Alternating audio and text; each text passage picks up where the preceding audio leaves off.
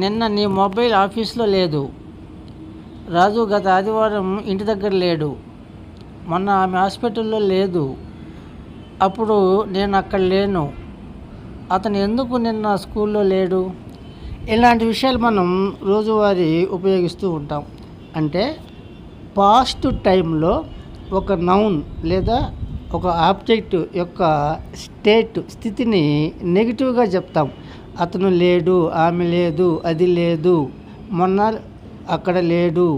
ఇట్లా నెగిటివ్గా చెప్పడానికి స్ట్రక్చరు ఎలా ఉండాలి అంటే సబ్జెక్ట్, ఇక్కడ subjects he, she, it single నౌన్స్తో చెప్తాం.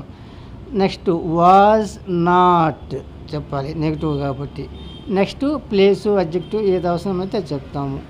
ఇక చూడండి, యువర్ మొబైల్ నీ మొబైలు, వాజ్ నాట్ లేదు, ఇన్ ఆఫీస్ ఆఫీసులో, ఎప్పుడు ఎస్టర్డే. నిన్న లేదు అని చెప్పడానికి అంటే పాస్ట్లో ఒక టైంకి లేదు అని చెప్పడానికి వాజ్ నాట్ ఉపయోగిస్తాము సబ్జెక్ట్ తర్వాత. Raju was not at home last Sunday. గత ఆదివారం రాజు ఇంటి వద్ద లేడు అని చెప్తాం. She was not in hospital day before yesterday.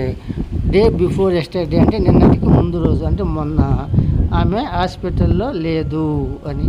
ఒక నౌన్ యొక్క స్థితిని నెగిటివ్గా చెప్తాం లేదు అని చెప్పడానికి. ఐ వాజ్ నాట్ నేను లేను, దేర్ అక్కడ, దెన్ అప్పుడు, అప్పుడు అక్కడ నేను లేను అని చెప్తాం. హీ వాజ్ నాట్ అతను లేడు, ఇన్ స్కూల్ స్కూల్లో, ఎస్టర్డే నిన్న అతను స్కూల్లో లేడు.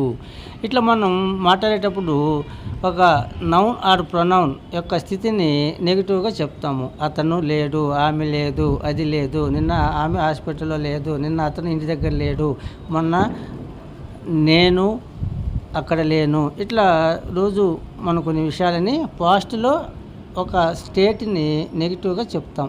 అందుకోసంగా సబ్జెక్ట్స్ తర్వాత వాజ్ నాట్ ఉపయోగిస్తాం. వాజ్ నాట్ ఉపయోగిస్తున్నామంటే సబ్జెక్ట్స్ ఎలా ఉంటాయంటే ఐ, హీ, షీ, ఇట్ లేదా సింగిల్ నేమ్స్ ఉంటాయి. వాటి తర్వాత వాజ్ నాట్ ఉపయోగించి ఎక్కడ అనేది చెప్తాము, ఎప్పుడు అనేది కూడా చెప్తాము. అది పాస్ట్ టైం అయి ఉండాలి. ఈ విధంగా మనం కొన్ని వాక్యాలని అంటే సబ్జెక్ట్స్ని మార్చుకుంటూ ఆ ప్లేస్ని, అడ్జెక్టివ్స్ని చేంజ్ చేస్తూ మరికొన్ని వాక్యాలను ప్రాక్టీస్ చేయాలి.